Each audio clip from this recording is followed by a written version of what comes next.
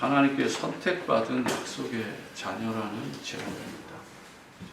우리가 어떤 환경에 처해 있다 할지라도 하나님께서 주시는 응답은 큽니다.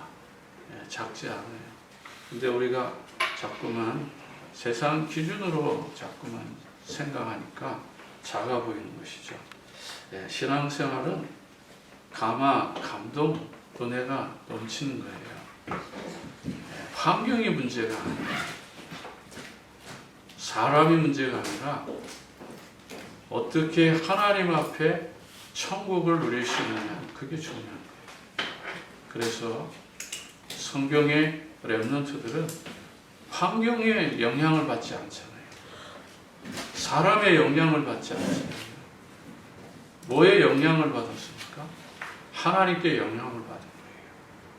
그러니까 감동의 물결이 있는 삶을 사는 거예요. 아브라함 환경 좋지 않았잖아요. 우리가 잘 아는 요새 환경 좋을 수가 없잖아요. 모세도 마찬가지고, 다니엘도 마찬가지고, 바울도 마찬가지고. 화려한 왕궁에서 삶을 누렸던 다윗, 솔로몬 행복했습니까? 아닙니다. 그들의 삶 역시 그런 화려한 왕궁 속에서도 뭐라고 고백합니까? 다윗은 내가 1000년 동안 왕궁에 있는 것보다 단 하루라도 성전에 문지기로 있는 것이 더 행복하다라고 말할 수 있었던 거예요. 약속의 자녀는 마음을 보는, 오늘 바울이 그 말하는 거예요. 그 양심을 보라는 거예요. 초대교회 당시에는요, 고생을 많이 하고 고통을 받고 핍박을 받고 어려움을 당하면 신앙생활 잘하는 것이라고 생각했어요. 우리나라에 복음이 들어왔을 때 어떤 천주교, 기독교, 천주교가 먼저 들어왔잖아요. 네? 이런 복음들이 들어왔을 때 어떻게 됐습니까? 많은 사람들이 죽었거든요. 순교당했어요. 토마스 선교사님은 그냥 성경책 하나 던져놓고 순교했어요. 네. 그런데 이런 순교자들을 모아놓은 절도산 순교지가 있어요. 양화대교 밑에 내려가면 그 양화대교를 김포공항에서 저쪽 마포 쪽으로 넘어가면 오른쪽 밑에 양화교 밑에 보면 절도산 순교지가 있어요. 한번 가보세요. 그 절도산 교회도 있어요.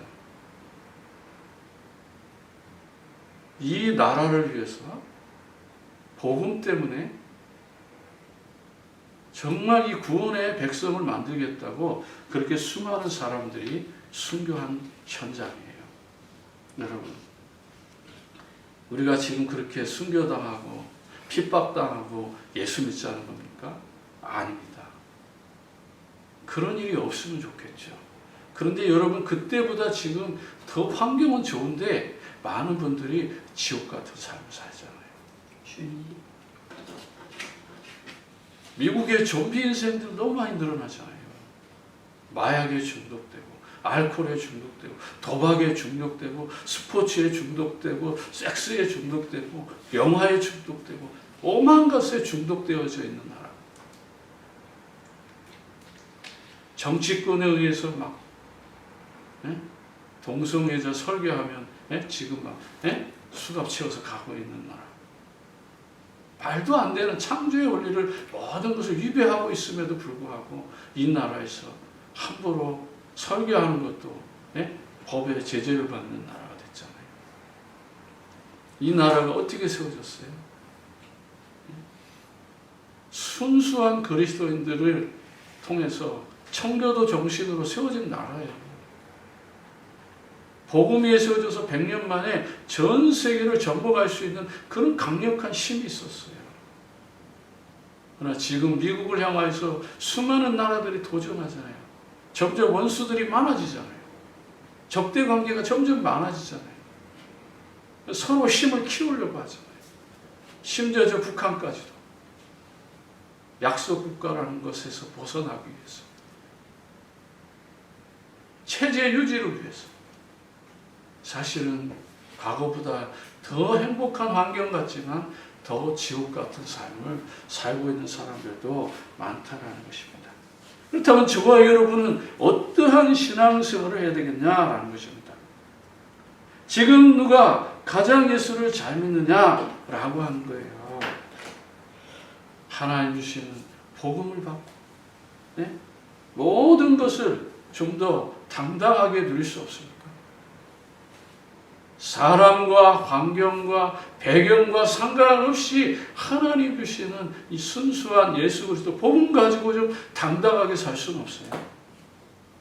우리가 언약의 자녀인데, 다시 말하면 약속의 자녀인데, 좀 더 구체적으로 말하면 하나님께서 선택한 백성인데 우리가 저 불신자만도 못한 그런 삶으로 우리가 끌려가며 살아야 되겠냐고요. 환경과 사람의 문제가 아니라 배경의 문제가 아니라니까요. 내가 누구인지를 정확하게 인식하고 있을 때 거기서 나타나는 자부심과 긍지가 있다. 프라이드가 있어야 하잖아요. 아무리 어렵다 하더라도 우리는 그리스도의 삶을 누리는 그 프라이드만큼은 지키면서 살아야 되잖아요. 불신자들에게 굽신거리면서 좀 더 있는 자들 앞에 굽신거리면서 살 필요는 없잖아요. 우리가 누굽니까? 약속의 자녀. 아멘. 교회가 복음을 전해야 하잖아요. 성도가 복음을 받아야 되잖아요. 진정한 성공은 복음을 가지고 다른 사람을 살리는 거예요. 그게 진짜 성공이에요. 바울이 오늘 그런 고백을 하는 거예요. 그런 양심적 고백을 하는 거예요. 왜 이 부분이 우리에게는 회복되지 않습니까? 첫 번째, 바울의 탄식에서 우리는 배워야 될 교훈이 있습니다. 1절에 보면 뭐라고 말하죠? 로마서 8장 1절에 보면 뭐라고 말합니까? 여러분들이 한번 생각해 봐야 됩니다. 아니, 로마서 9장 1절이요. 9장 1절입니다. 9장 1절, 2절을 다 읽을게요. 내가 그리스도에서 참말을 하고 거짓말을 아니하노니 나에게 큰 근심이 있는 것과 마음에 그치지 않는 고통이 있는 것은 내 양심에 성령 안에서 나와 더불어 증언한다. 참 놀랍지 않아요? 마음 안에 뭐가 있다고요? 큰 근심을 하는데 이게 거짓말이 아니라는 거예요. 큰 근심이 있다는 거예요. 세상 근심입니까? 아닙니다. 돈 걱정, 물질 걱정, 자식 걱정 이런 근심이 아니에요. 이 근심은 바로 하나님이 기뻐하는 근심이라는 말이에요. 더 나아가서요. 마음에 그치지 않는 고통이 있는 것을 내 양심이 성령 안에서 나와 더불어 증언한다. 세상 근심하는데 성령께서 우리 마음에 와서 함께 고민해주고 아파해주고 그럴까요? 돈 걱정하고 세상의 여러 상황들을 걱정하는 그거 성령께서 우리 마음에 들어와가지고 막 이렇게 할까요? 그럴 수 있겠죠. 성령께서 이것도 하고 저것도 다 할 수 있으니까. 그러나 여기서 바울이 말하고 있는 이 순수한 것, 양심, 슈네이데스 무슨 말이에요? 함께 안다라는 뜻이에요. 하나님과 나와 함께 아는 거예요. 함께 알고 있는 거예요. 내 양심의 거울을 비춰봤을 때 나는 지금 내 양심이 정말 큰 근심이 있는데 그 큰 근심이 뭐냐? 내가 비록 하나님의 언약의 줄에서 끊어질지라도 내 고륙과 친척과 형제들을 구원하는 그 근심이에요. 아멘. 내 안에 큰 고통이 있는데 세상의 짐 때문에 수고하고 무거운 짐을 진 그런 고통이 아니라 영혼을 구원하려고 하는 그 마음의 큰 고통을 말하는 거예요. 그러니까 성령께서 내 양심에 더불어 증언해 주신다라는 거예요. 네. 그런데 인간은 타락 이후에 양심이 어두워져서, 다시 말하면 화인을 맞아가지고 그걸 못 깨달아요. 진리의 기준, 표준, 수준이 무너졌어요. 예. 그걸 바울이 말하는 거예요. 예.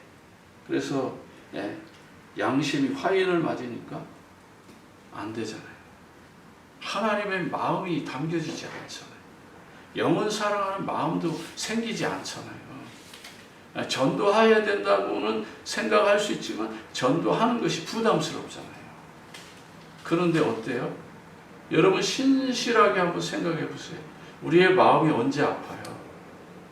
여러분 정말 어떤 마음에서 어떨 때 여러분이 고통스러워하고 괴로워하고 아파합니까? 자녀가 상처났을 때, 자녀가 방황했을 때, 아니면 우리 부모님이 늙으셔서 이제 막 돌아가시게 됐을 때, 아니면 집안에 뭐 풍지박산이 나가지고 뭐 사업이 실패하고 직장에서 자리를 쫓기고 뭐 인간 여러 다양 수천 가지의 문제가 나타나고 그랬을 때는 막 마음이 아프잖아요.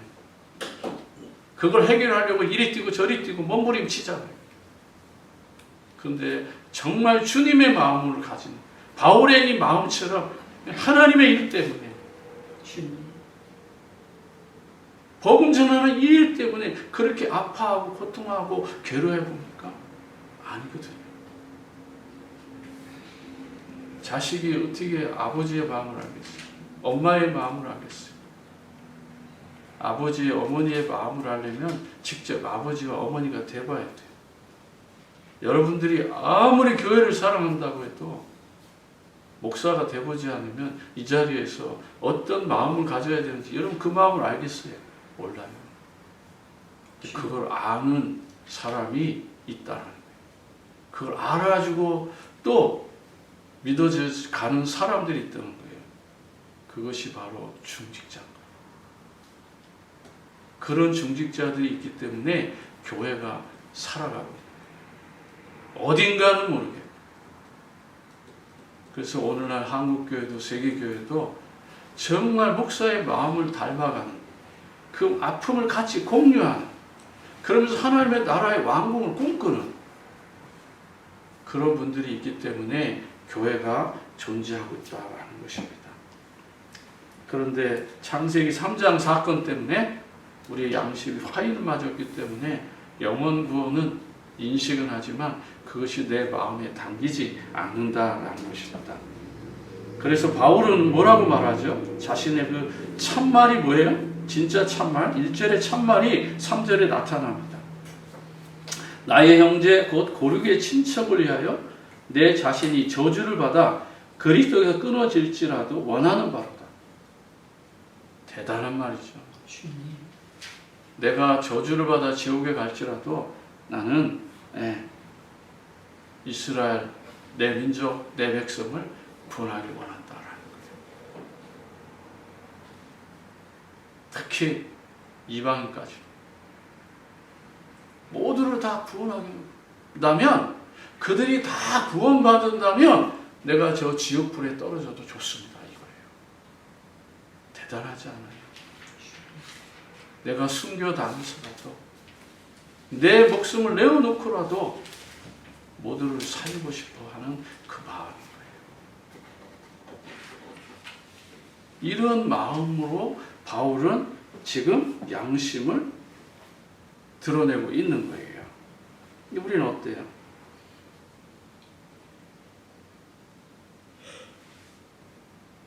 주님의 마음이 내 마음 지금 되고 있어요? 주님의 아픔이 지금 내 아픔으로 옵니까? 추수할 것 많은데 일꾼이 심히 적다고 주님 말씀하셨는데 그것이 나의 마음속에 얼마만큼 담겨지냐라는 것입니다. 고린도후서 7장 10절에 하나님 뜻대로 하는 근심이 있다고 하잖아요. 여러분, 하나님 뜻대로 하는 근심, 하나님 기뻐하시죠. 아멘. 근심만 해도 기뻐하신다고. 행동하라는 게 아니에요. 성령의 마음을 입어서 정말 내가 우리 가족을 구원하고 내 직장을 구원하고 내 사업장을 구원하려고 하는 마음의 근심만 있어도 하나님 기뻐하신다는 거예요. 아멘. 여러분 하나님 뜻대로 하는 근심 얼마나 하십니까? 제가 여러분 정죄하려고 하는 게 아니에요. 여러분들에게 뭔가 큰 거를 기대하는 게 아니에요. 예?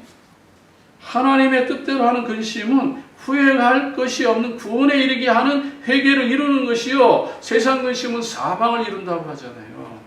왜 자꾸 세상 근심에서 사망에 휩싸이고 고통에 휩싸이고 인간의 막 여러 상황 속에 휘몰아쳐 가지고 결국 마귀의 장난에 우리가 놀아나야 되겠냐고요. 하나님의 뜻대로 하는 근심은 천국이 몰려옵니다.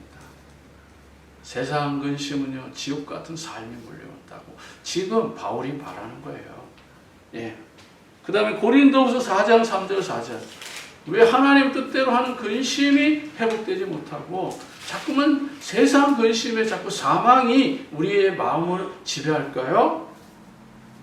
고린도후서 4장 3절에 4절에 보면 이 세상 신이 믿지 아니하는 자들의 마음을 혼미케 한다라고 하잖아요. 이 혼미케 하는 영이 있다고 말하잖아요. 그러니까 여러분 마음이 지금 혼미케 하고 있는 그 무엇이 우리 안에 있기 때문에 결국은 하나님의 영광을 누리지 못하는 거예요. 4장 3절에 보면 여기서도 이제 1절 쭉 이렇게 내려보다 보면 2절에 보면 또 양심에 대해서 얘기해요. 시간이 없으니까 하반절만 읽게요. 오직 진리를 나타내므로 하나님 앞에서 각 사람의 양심에 대하여 스스로 추천한다. 만일 우리의 복음이 가리웠으면 망하는 자들에게 가리워진 것이라. 그 중에 이 세상의 신이 믿지 아니한 자들의 마음을 혼미케 하여 그리스도 영광의 복음의 광채가 비치지 못하게 하미니 그리스도는 하나님의 형상입니다.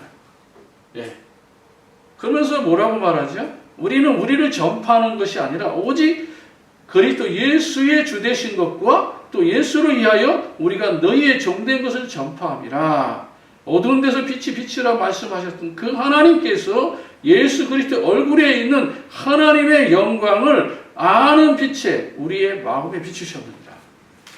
이게 천국의 삶인 거예요.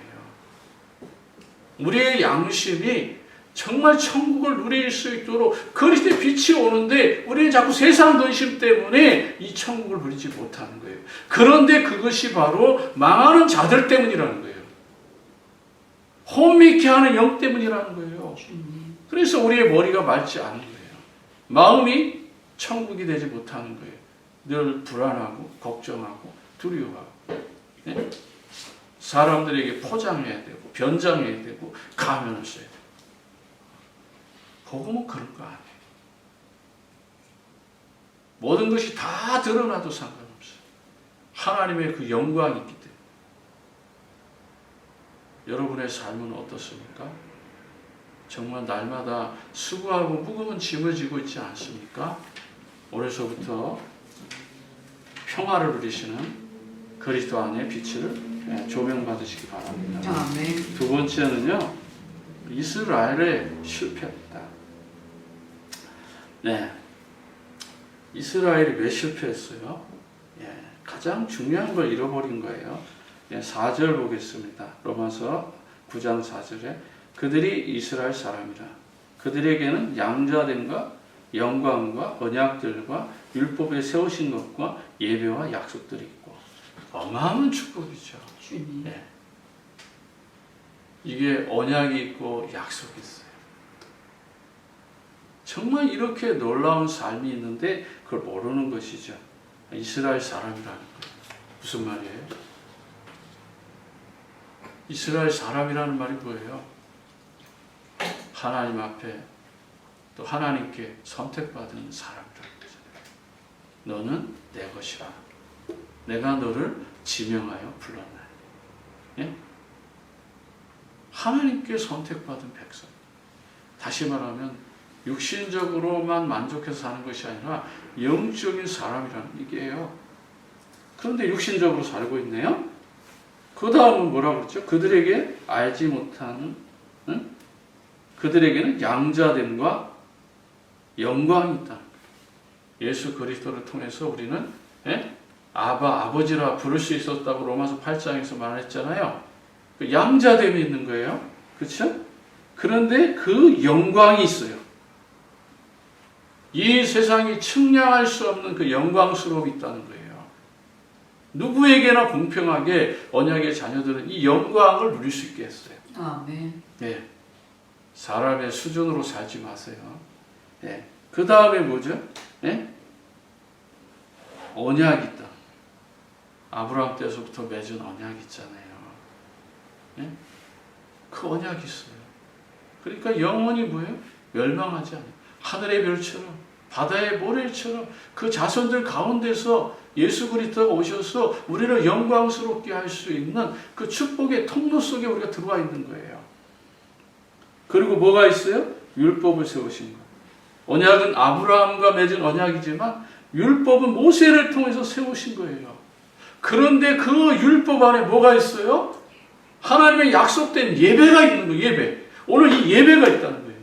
이 예배가 얼마나 소중한지 알아야 우리의 삶이 달라지는 거예요. 아멘. 그 예배와 그 예배를 통해서 우리에게 주시고자 하는 수많은 약속들이 있는데 그 약속이 바로 예수 그리스도예요. 그 그리스도께서 죄와 저주와 사탄의 권세를 꺾고 그리스도 주되심을 우리가 깨닫는 것이죠. 그래서 우리는 어떤 환경에도 망할 수 없어요. 그래서 5절에 내 인생의 참된 주인이 누군지 알게 되는 것이죠. 조상들도 그들의 것이요 육신으로 하면 그리스도가 그들에게 나셨으니 그는 만물에 계셔서 세세에 찬양받으실 하나님이시니라. 아멘. 그리스도만 높이면 돼. 그리스도를 즐겁게 하는 거예요. 그 그리스도를 위해서 예배하는 거예요. 그래서 우리는 사람이 이 세상에 존재하는 이유가 뭐예요? 예? 사람됨의 근본이 뭐냐고요? 웨스트민스터 신앙 고백에 대소요리 문답에 그랬잖아요. 사람의 근본됨이 무엇입니까? 라고 묻잖아요. 하나님을 영화롭게 하고 그를 영원히 즐겁게 하는 것이 우리의 삶이에요.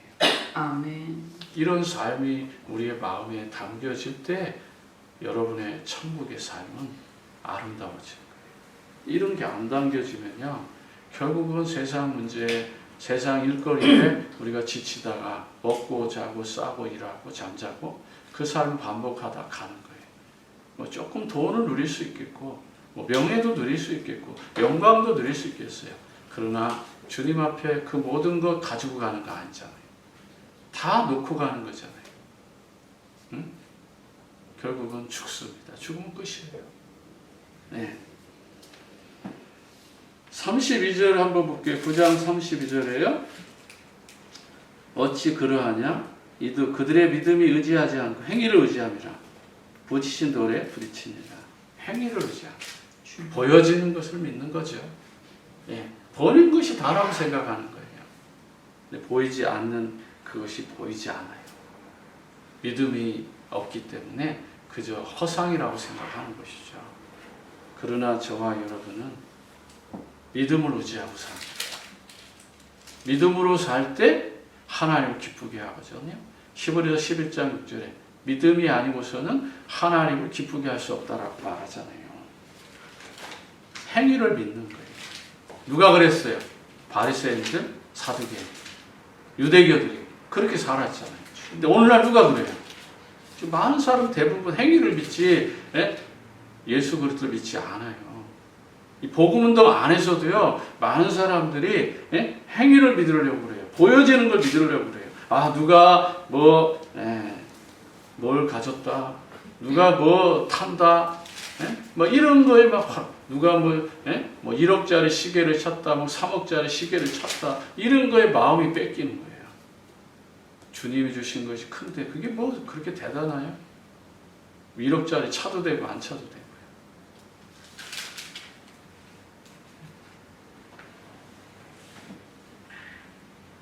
하나님 주는 걸 누리세요.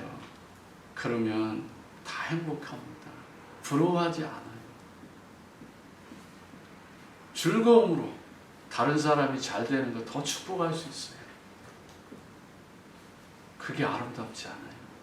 아, 좋은 차 탑니까? 참 축하드립니다. 이런 여유가 있어야죠. 네?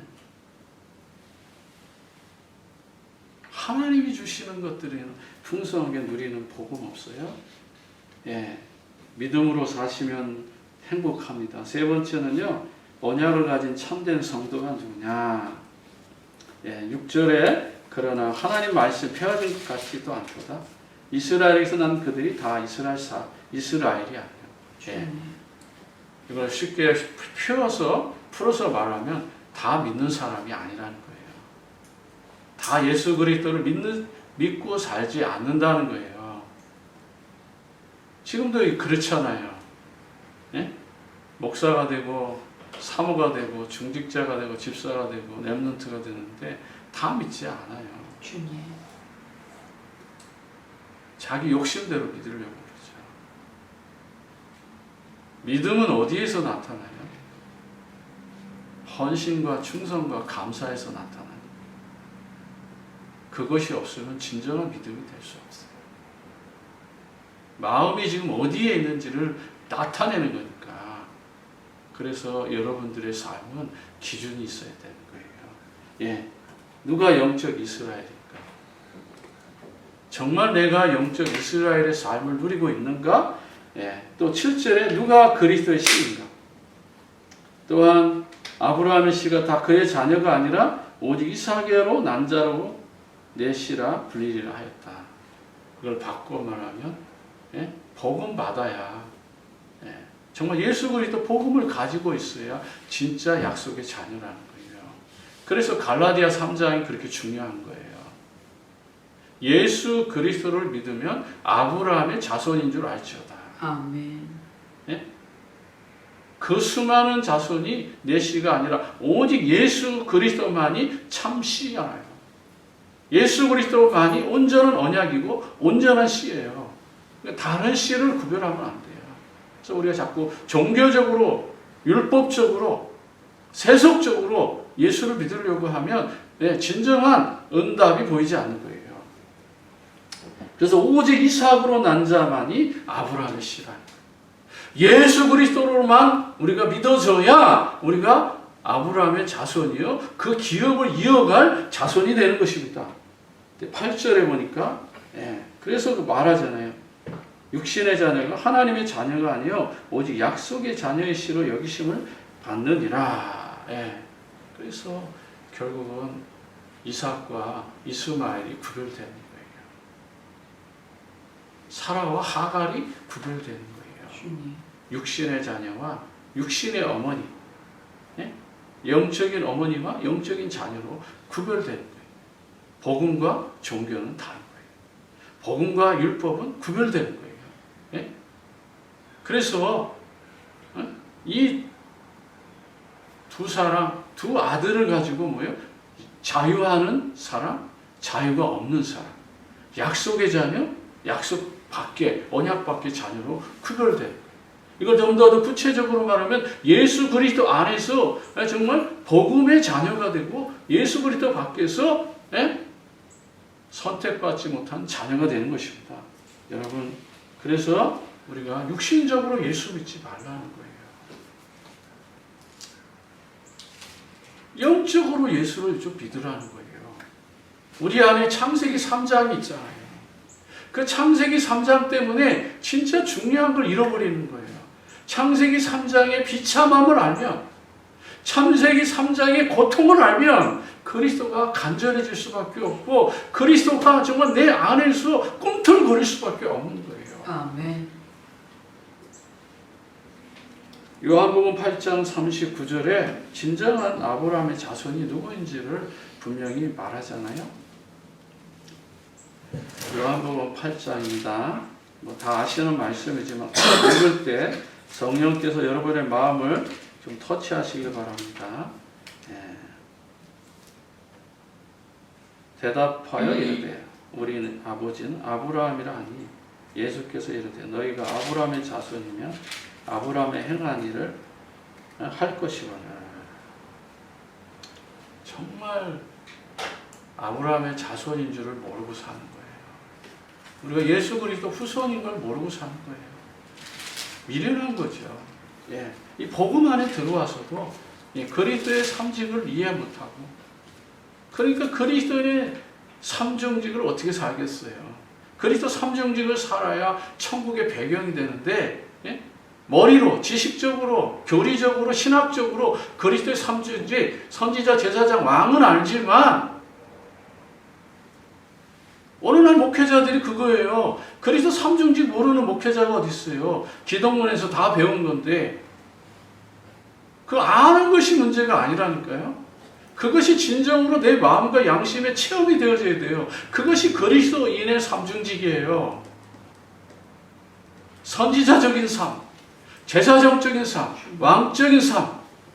그래서 선지자를 통해서 복음 전해서 정말 하나님의 사람을 만들고, 제사장인 그리스도를 통과하여서 정말 우리의 죄와 과거의 죄, 현재의 죄, 미래의 죄를 해결하시고, 지금도 우리의 마음에 예수 그리스도의 빛이 들어오지 못하게 하는 그 사탄 마귀 귀신의 권세, 이 지옥 같은 이 삶을 왕적인 그리스도께서 오셔서 이걸 다 깨부시는 거예요. 그것이 바로 창세기 3장 15절에 뭐라고 말해요? 여자의 후손이 와서 뱀의 머리를 깰 것이다 라고 말하잖아요. 이 영광스러움을 누릴 수 있는, 이 천국의 배경을 누릴 수 있는 그리스도의 삼중직이야말로 우리의 삶을 통과시켜서 그리스도의 삼중직으로 복음 전하는 삶으로 나아갈 때 바울처럼 내가 그리스도에게서 끊어질지라도, 그리스도께 버림받을지라도 내가 한 영혼 한 영혼을 구원하는 것이 나의 꿈입니다. 이렇게 말할 수 있고, 말씀을 이제 정리합니다. 우리는 하나님의 주권에 따라서 부르심을 받았습니다. 우리의 인생은 사람의 뜻에 나라는 것이 아니라 하나님의 계획 속에서 태어난 거예요. 그래서 우리는 선택받은 자녀다라는 것입니다. 11절. 예? 9장 11절에 예? 무슨 선한 악을 행하지 아니할 때에 택하심을 따라 되는 하나님의 뜻이 행위로 말미암지 않고 오직 부르시는 이로 말미암아 서게 하려 합니다. 하나님 우리를 부르신 거예요. 여러분들이 이 사실을 아시기 바랍니다. 또 13절에 육신의 자녀와 약속의 자녀가 구별되잖아요. 네. 기록된 바 내가 야곱을 사랑하고 에서는 미워하였다. 예. 이거 다 선택된 거예요. 예. 그 다음에 14절에 하나님께 불의가 있는가? 예. 하나님 불의가 없어요. 하나님 죄가 없어요. 예. 그분이니까 우리를 구원할 수 있는 거죠. 11절 16절에 하나님과 선택의 부르심에 의하여 언약의 자녀가 된 것이다. 그래서 저와 여러분이 확실하게 나는 하나님의 자녀된 신분과 권세와 사명을 좀 누리고 살기를 원합니다. 예.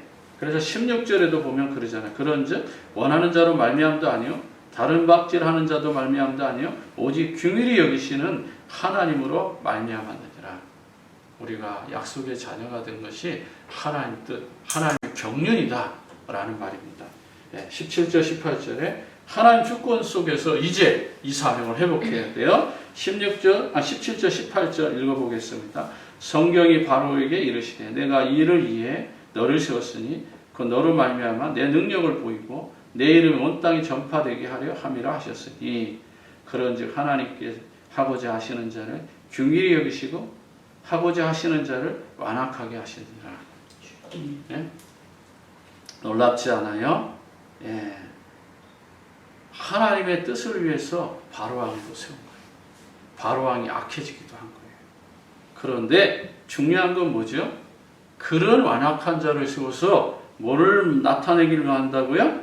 하나님의 능력을 보이고 내 이름이 온 땅에 전파되게 하려 하는 목적이 있었다는 거예요. 그러니까 저와 여러분의 삶이 이 세상에 아무리 거대한 바로왕과 같고 골리앗과 같고 여리고와 같고 안악산지와 같은 그 거대한 문제들을 만난다 할지라도 그것이 바로 하나님의 영광을 나타내기 위한 방편으로 하나님 우리를 부르신 거예요. 하나님 말씀 농담으로 여기지 마세요. 하나님의 말씀을 우습게 여기지 마세요. 큰일 납니다. 결국은 그것이 저주가 되고 그것이 재앙이 되고 그것이 고통이 됩니다. 내 앞에 골리앗을 세운 것은 바로왕을 세운 것은 결국은 하나님의 영광을 나타내기 위해서인 거예요. 이것을 우리의 삶에 적용해 보면 이런 거예요. 나에게 직장에 문제가 있고 사업에 문제가 있고 가정에 문제가 있는 것은 결국은 하나님의 십자가의 능력을 나타내기 위해서 나에게 주신 거예요. 아멘. 저주로 주신 것이 아니고 재앙으로 준 것이 아니라 하나님 이걸 통해서 믿음을 회복하고 전도자의 삶을 누리라고 지금 나에게 작고 큰 많은 문제들이 다가와 있을 뿐인 거예요. 그러나 망할 것 같지만 망하지 않을 것이고 무너지는 것 같지만 다시 일어나게 될 것이고 여러분들이 이 세상에서 얼마나 존귀한 자인지를 하나님은 분명히 증명해 보일 것입니다. 그 중심에 여러분이 언약의 자녀라는 그 사실을 잃어버리지 않고 하나님 앞에 믿음으로 서기를 진심으로 축복합니다. 기도하겠습니다. 하나님 아버지 은혜와 사랑을 감사합니다. 예수 그리스도 안에 있는 이 놀라운 삶의 축복을 이루게 하시고 어떤 환경에도 우리가 속지 않고 문제 때문에 사건 때문에 어려움 때문에 속는 삶이 되지 않고 정말 그런 모든 문제들 가운데 믿음을 회복하고 언약을 회복하고 그리스도를 회복하고 세계 복음화의 주역으로 쓰임받는 언약의 자녀 되게 하옵소서. 예수 그리스도 이름으로 기도합니다. 아멘.